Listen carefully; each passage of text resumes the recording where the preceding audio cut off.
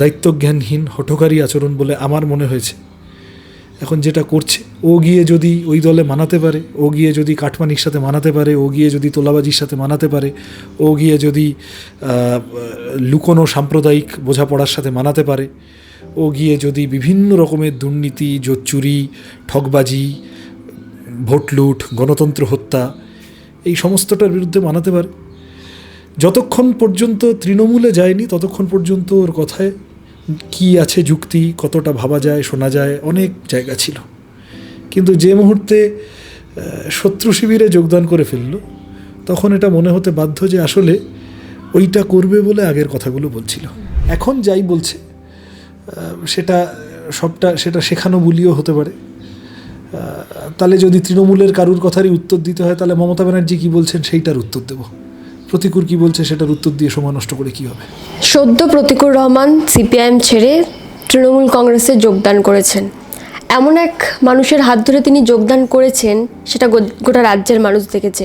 2024 লোকসভা নির্বাচনে ডায়মন্ড হারবার কেন্দ্রে তারই প্রতিদ্বন্দ্বী ছিল তৃণমূল কংগ্রেসের প্রার্থী অভিষেক বন্দ্যোপাধ্যায়ের হাত ধরে, যার বিরুদ্ধে এই প্রতিকুর রহমানই ভোট চুরির অভিযোগ তুলেছিলেন। বারংবার সোশ্যাল মিডিয়া থেকে শুরু করে সংবাদ মাধ্যম থেকে শুরু করে মঞ্চে বক্তৃতায় আজ সমস্ত কিছুকে মিথ্যা করে দিয়ে তিনি এই মুহূর্তে তৃণমূল কংগ্রেসের একজন কর্মী, নিজেকে এমনটাই বলছেন। আর যে মানুষটার সাথে প্রতিকুর রহমান রাজনীতি করেছে, বা সবচেয়ে বেশি সময় যে দুটো মুখকে আমরা একসাথে দেখেছি রাজ্য রাজনীতিতে, সেটা বোধহয় সৃজন ভট্টাচার্য এবং প্রতিকুর রহমান, কারণ তারা একই সাথে প্রেসিডেন্ট এবং সেক্রেটারি ছিলেন এসএফআইয়ের। এই মুহূর্তে আমার সঙ্গে রয়েছেন সৃজন ভট্টাচার্য। দাদা, প্রথমে যে প্রশ্নটা করব, দাদা, সিপিআইএম তাদের কর্মীকে হারিয়েছে, আর আপনি আপনার সহকর্মী বন্ধুকে হারালেন। কি ফিল হচ্ছে? আমি প্রথমে এটাই জিজ্ঞাসা করব। এখন আর বেশি কিছু ফিল হচ্ছে না। যা গত কয়েকদিনের যা টানাপোড়েন গিয়েছে, মনের মধ্যেও তো একটা খুব দ্বন্দ্ব কাজ করে, মানসিক ভাবে ক্ষতবিক্ষত হতে হয় যদি সে কাছের লোক হয়। কারণ বন্ধুত্বটা হয়েছিল রাজনীতির উপরে দাঁড়িয়ে, রাজনৈতিকভাবে সহমত পোষণ করা, রাজনৈতিকভাবে রাস্তায় লড়াই করা, রাজনৈতিকভাবে পরিকল্পনা করা, এই করতে গিয়ে বন্ধুত্বটা হয়েছিল। তাহলে সেইটা যখন, সেই বেসিসটাই যখন, ভিত্তিটাই যখন ঘেঁটে গেল,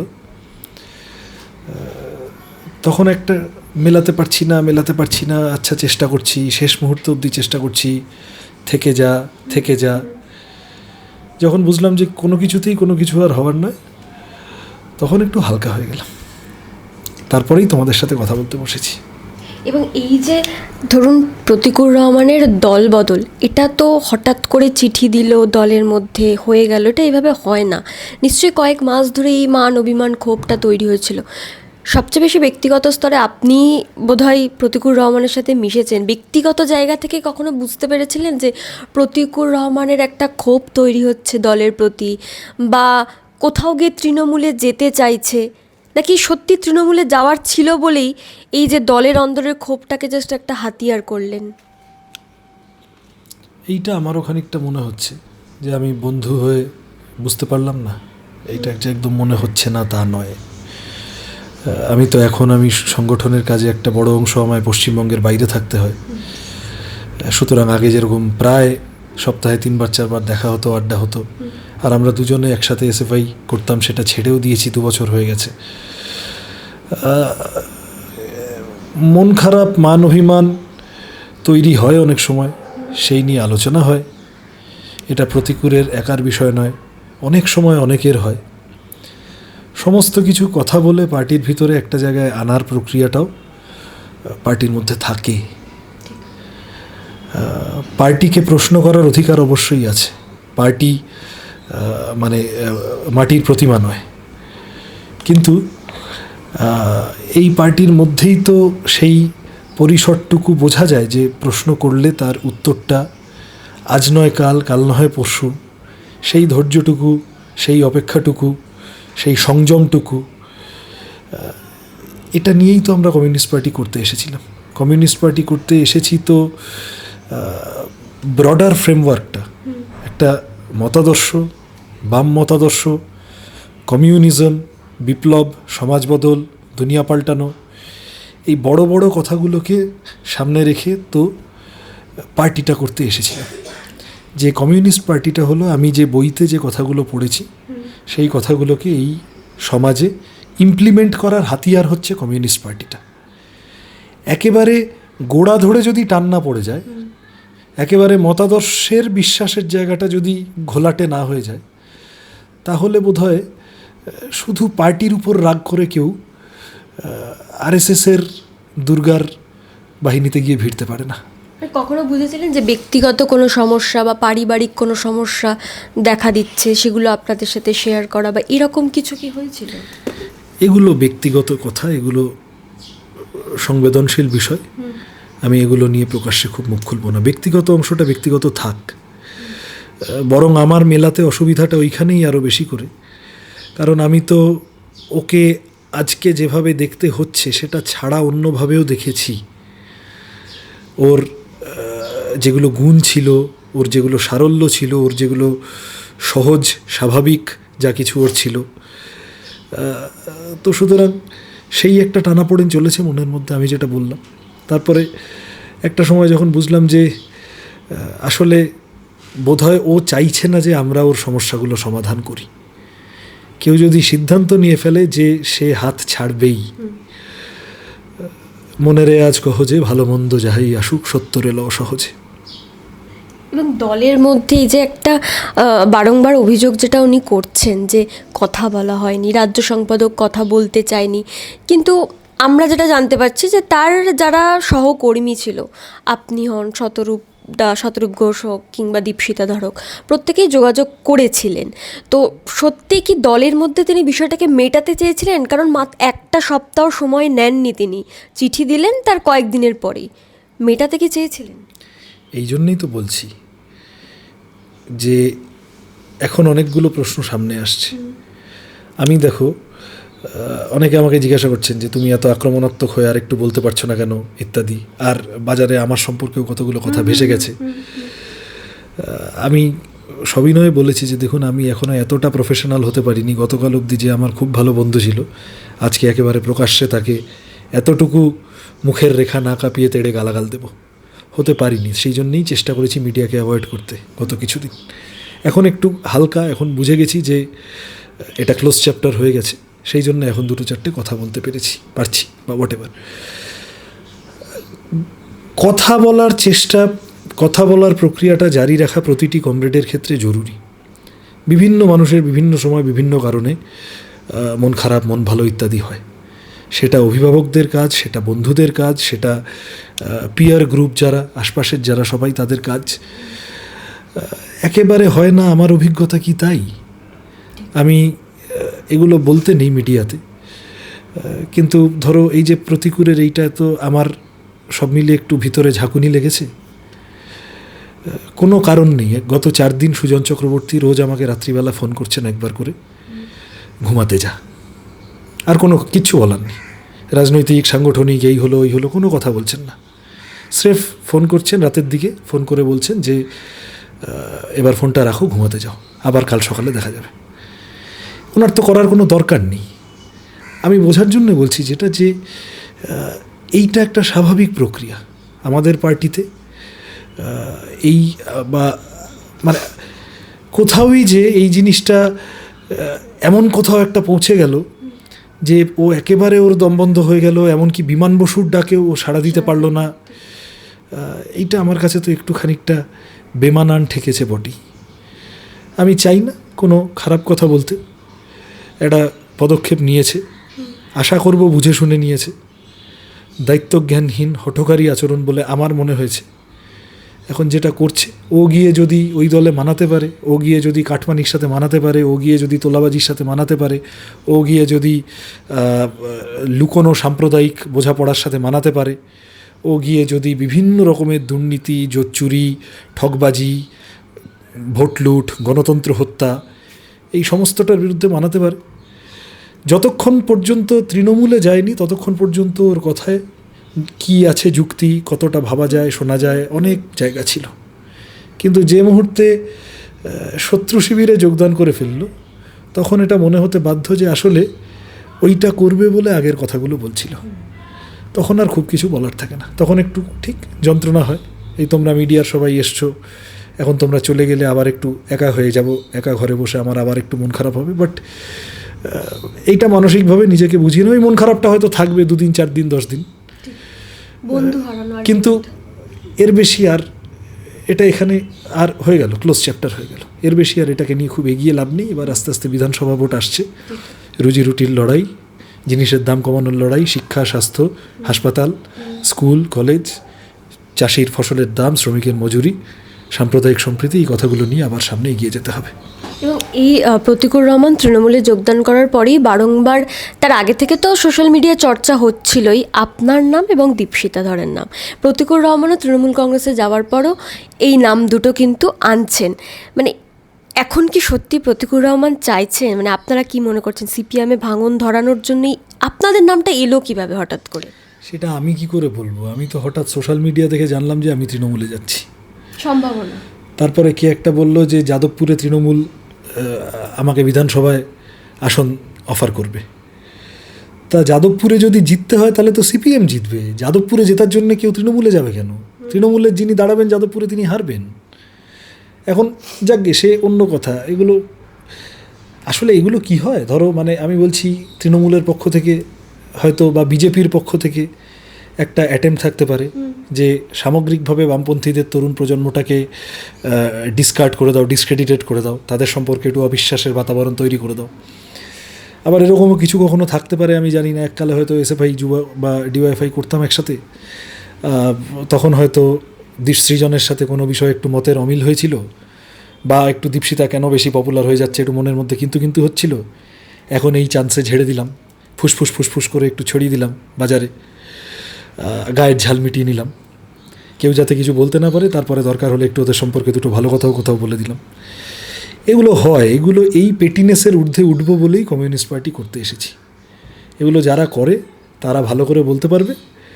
আমি প্রথম 1-2 দিন আমি এই উত্তরটা দিয়েছি যে আমি সিপিএমে আছি, আমি সিপিএমে থাকছি। তারপরে আমার মনে হলো যে এটা আমার এত কৈফিয়ত দেওয়ার কিছু নেই, দরকার নেই। ঠিক, যারা আমাকে দেখেছেন তাদের সবটা আমাকে দেখে যদি মনে হয় যে সৃজন তৃণমূলে চলে যেতে পারে, তারা ভাববেন, সেটা তাদের সমস্যা, not my fault, not my owners. সবার ওই তো বেছে বেছে আমার নাম, দীপশিতার নাম, এরকম কিছু নাম আসছে, সবার নাম তো আসছে না। কারুর নাম আসছে না, কারুর নাম আসছে, কারুর নাম ভাসানো হচ্ছে না, কারুর নাম ভাসানো হচ্ছে। আমার ধারণা এর মধ্যে কিছু, সবটা খুব সরল রৈখিক নয়, এইটুকুই বলতে পারি। এটার কি কোনোভাবে এই যে ধরুন এই যে নামগুলো এইভাবে নিয়ে আলোচনা হচ্ছে, মানুষের কাছে গ্রহণযোগ্যতা সেটাও তো কোথাও গিয়ে কমছে না এই নামগুলোর ফলে? কারণ আমরা যখন বিভিন্ন জায়গায় গ্রাউন্ড রিপোর্ট করতে যাই, এটা হয়তো ঠিক আপনারা ভোটে দাঁড়িয়েছিলেন, জিততে পারেননি, কিন্তু গ্রহণযোগ্যতা মানুষের কাছে আছে, মানুষ আপনাদেরকে চায়, মানুষ আজও বিকল্প চায়। তো সামনে যেহেতু ভোট, একটা গ্রহণযোগ্যতা এটার জন্য হয়তো আপনি নিজেও স্বীকার করবেন যে একটু হলেও কমতে পারে বা কমেছে, সেটাকে কিভাবে রিকভারি করবেন? আমার মনে হয় না কমেনি, আমার মনে হয় না। বরং আমি তোমাকে বলবো যে পশ্চিমবঙ্গে দলবদলের কালচার মানুষ খুব ভালোভাবে নেন না। সাম্প্রতিক বড় উদাহরণটা আমি বলতে পারি 2021 সালে পালে পালে লোক দলে থেকে কাজ করতে পারছি না বলে তৃণমূল থেকে বিজেপিতে গেছিল। ওটা বিজেপির পক্ষে ভালো হয়নি। মানুষ ভেবেছিলেন যে এই একই মুকুল রায় দল ভাঙানোর যে প্রক্রিয়া শুরু করেছিলেন, বিজেপির হাতেও সেইটাই কন্টিনিউড হবে। ওই একই আজে বাজে লোকগুলো আবার বিজেপিতে এসে ঢুকলো, ইত্যাদি ইত্যাদি প্রভৃতি বলে আলটিমেটলি বিজেপির কিন্তু ওই অত তৃণমূলের লোক নিয়ে উপকার হয়নি, তাই তো? সুতরাং আমি মনে করি যে বাংলার মানুষ রাজনীতি সচেতন। তারা একটা রাজনৈতিক বোঝাপড়া থেকে ভোট দেন, মতামত নির্ধারণ করেন, এবং কেউ যদি হাওয়া মোরগ হয় বাংলার মানুষ তাকে খুব ভালো চোখে দেখেন না। আমি এটা দুঃখজনক কিন্তু বলতে হয়। রেজ্জাক মোল্লা আমাদের দলের সর্বজন শ্রদ্ধেয় নেতা ছিলেন, তৃণমূলে গেলেন, বোধহয় কিছুদিন এমএলএ বা মন্ত্রী কিছু একটা থাকলেন। রেজ্জাক মোল্লার শেষ সময়টা মারা যাওয়ার আগে বলে গেলেন যে সিপিএমের লোকেরা খোঁজ রাখে, তৃণমূল খোঁজ রাখে না। উপলব্ধিটা কি শেষ বয়সে সেই হয়? আমি জানি না, আমি কাউকে এটা ইন্ডিকেট করে আমি বলছি না, কারুর শেষ বয়সে গিয়ে সেই উপলব্ধি হোক এমনটাও আমি চাই না। কিন্তু কথা হচ্ছে যে মানে তার আগেই উপলব্ধি হয়ে গেলে ভালো। কিন্তু প্রশ্ন হলো যে দলবদল অ্যাজ অ্যান অ্যাকশন পশ্চিমবাংলার মানুষ খুব ভালোভাবে নেন না। এই যে ধরুন প্রতিকুর রহমান তৃণমূলে গেলেন, কোথাও গিয়ে তৃণমূলের একটা যে সংখ্যালঘু ভোট ব্যাঙে ভাঙন ধরেছে, এটা মানে প্রকাশ্যে বোঝাই যাচ্ছে। আপনারা কি মনে করছেন যে তৃণমূল কংগ্রেস প্রতিকুর রহমানকে আনলো, নাকি প্রতিকুর রহমান নিজে থেকেই তৃণমূল কংগ্রেসে গেল? কারণ এই যে সংখ্যালঘু ভোট ব্যাংকে ভাঙন, এটা কিন্তু সত্যি। আর কালকে যদি আপনি দেখেন, এই যে ওই যে আমতলায় অভিষেক বন্দ্যোপাধ্যায়ের কার্যালয়ের সামনে প্রতিকুর রহমানের হাত ধরে নিচুতলার আরও বেশ কিছু কর্মী সমর্থক তারা যোগদান করলেন। তাহলে বামেদের যে সংখ্যালঘু ভোটটা ছিল, সেই ডায়মন্ড হারবারে হোক কিংবা গোটা দক্ষিণ 24 পরগনাতে হোক, সেটাতে ভাঙন ধরানোর জন্য এটা নয় তো? দেখো, প্রথমত কে কার কাছে আগে গিয়েছিল, কে প্রথম কাছে এসেছি, এই সব গসিপের মধ্যে ঢোকার ব্যাপার আমার নেই। আলটিমেটলি আমি টের পেয়েছি, আমরা টের পেয়েছি, আটকানোর চেষ্টা করেছি, পারিনি, চলে গেছে, ক্লোজ চ্যাপ্টার। এখন কথা হচ্ছে যে কথাটা তুমি প্রশ্ন করলে যে এটা সংখ্যালঘু ভোট ব্যাংক ইত্যাদি ইত্যাদি ইত্যাদি, আমি খুব বিনয়ের সাথে তোমায় বলতে চাই যে এইভাবে বিজেপি ভাবে, এইভাবে তৃণমূল ভাবে। আমরা আমাদের পার্টি একটা কোনো পার্টিকুলার ধর্মের মানুষকে সেই ধর্মের পরিচয়ের হওয়ার কারণে ওটা হিন্দু ভোট ব্যাংক, ওটা সংখ্যালঘু ভোট ব্যাংক, ওটা মতুয়া ভোট ব্যাংক, এটা রাজবংশী ভোট ব্যাংক, মানুষকে ভোট ব্যাংক হিসেবে ভাবতে শুরু করলে এমন অনেকগুলো নৈতিক অধঃপতন চালু হয়ে যায় যেখান থেকে আর ওঠার রাস্তা থাকে না। আমরা এইভাবে ভাবতে চাই যে শ্রমিক, কৃষক, মজুর, কম বয়সী যে ছেলেপুলেরা, সব মিলিয়ে বিপদে থাকা মানুষ, তাতে সমস্ত ধর্মের মানুষ আছেন, সামাজিকভাবে বহু বছর ধরে পিছিয়ে পড়া মানুষ আছেন, ধর্মের কারণে অত্যাচারিত হচ্ছেন, ভাষার কারণে অত্যাচারিত হচ্ছেন মানুষ আছেন। বাড়তি নজর দেওয়া উচিত, খেয়াল করা উচিত। আলটিমেটলি লড়াইটা হলো আদানি আম্বানির সাথে দেশের মেহনতি জনতার। আলটিমেটলি লড়াইটা গরিব বড় লোকের, অন্য কোনো বাইনারিতে আমরা খুব ঢুকতে চাই না। সুতরাং কেউ যদি ভাবে যে সংখ্যালঘু নেতা তৈরি করব, সংখ্যালঘু ভোট ধরব, তারা জাল নিয়ে পুকুরের পাশে বসে থাকুক। আমরা গরিব মানুষের সমর্থন, তাতে সংখ্যালঘু সংখ্যাগুরু সবাই নিয়ে আমরা রুজি রুটির কথাকে সামনে নিয়ে যেতে চাই। এই সংখ্যালঘুর কথাটা বললাম তার কারণ প্রতিকুর রহমান বারংবারই এটা বলছেন যে আমার পদবী রহমান বলেই কি এই বাইনারিটা সেট করা হচ্ছে? আমার পদবী যদি মুখার্জি হতো তাহলে বোধহয় এটা করা হতো না, তাহলে বোধহয় বিজেপির সাথে ন্যারেটিভটা সেট করা হতো। কোথাও কি তো সেই মুখার্জি, মানে আমরা জানি যে সিপিআইএমে মীনাক্ষী মুখার্জি আছে, মীনাক্ষী মুখার্জি বা এই যে লবি, এর কথা বারংবারই বলছেন, কোথাও কি একটা রাগ বা অভিমান ছিল যেটার কথা বারবার উনি বলছেন। তো এই রহমান যেহেতু পদবিটা জুড়ে উনি এমন একটা কথা বলছেন, সেই কারণে সংখ্যালঘু পৃথিবীর সব কথা শোনা যায় যদি তুমি তৃণমূলে জয়েন না করো। যখন তুমি তৃণমূলে জয়েন করে ফেলেছো, তখন এমনকি তোমার কথায় যদি দুটো যুক্তি থেকেও থাকে, সেটা তখন খেলো হয়ে যায়, সেটা তখন ডাইলিউটেড হয়ে যায়। তখন মনে হতে থাকে যে অ্যাজ ইফ তুমি তৃণমূল জয়েন করবে বলে এই কথাগুলো বলছিলে। সুতরাং আমি শেষ মুহূর্ত পর্যন্ত চেষ্টা করে গেছি যে পার্টিতে আয়, বিমানদা ডেকেছেন, পার্টিতে এসে হতে পারে ন্যায্য, হতে পারে যুক্তিসঙ্গত, যা মান অভিমানের কথা বল, একসাথে কাজ করা যাবে, একসাথে কথা বলা যাবে। কিন্তু তৃণমূলে চলে গেলে তখন আর আমাদের জন্যেও ওর তোলা প্রবলেমগুলোকে অ্যাড্রেস করার খুব রাস্তা খোলা থাকে না। দাদা, আজকে পুরানো দিনের কোনো স্মৃতি বারবার যেগুলো মনে পড়ছে কিছু? হ্যাঁ, সেই সব তো অনেক রকম মনে পড়ছে। সে তো আছে অনেক, যাকে ছাড়ো, বাদ দাও, আর ওর মধ্যে ঢুকবো না আমি। এবং এখন আমি যদি বলি, তৃণমূল কর্মী প্রতিকুর রহমান যে কথাগুলো বলছে, এই ধরনের 7 লক্ষ ভোটে জেতা, অভিষেক বন্দ্যোপাধ্যায়ের বিরুদ্ধে এই অভিযোগ, বা এই যে চোর ভাইপো, এই সমস্ত কথা, এখন কোথাও গিয়ে বলছে যে কালো চশমা পরেছিলাম, এখন চশমাটা খুলে সাদা দেখছি, এই বিষয়গুলো দেখে কি কেমন, মানে কি অনুভব করছেন বা কেমন লাগছে এই কথাগুলো শুনতে এখন? আমি আর তারপরে খুব মানে সবটা আমার ধারণা ও বলছেও না। একটা গর্তে গিয়ে ঢুকেছে, সেখানে আইপ্যাকের নিয়ম অনুযায়ী স্ক্রিপ্ট ধরিয়ে দিয়েছে, তৃণমূলের পাকা মাথারা বুঝিয়ে দিয়েছে যে এইগুলো বলো, তাহলে আমাদের নতুন দলে তোমার নম্বর বাড়বে। সেই মতো আউড়ে যাচ্ছে।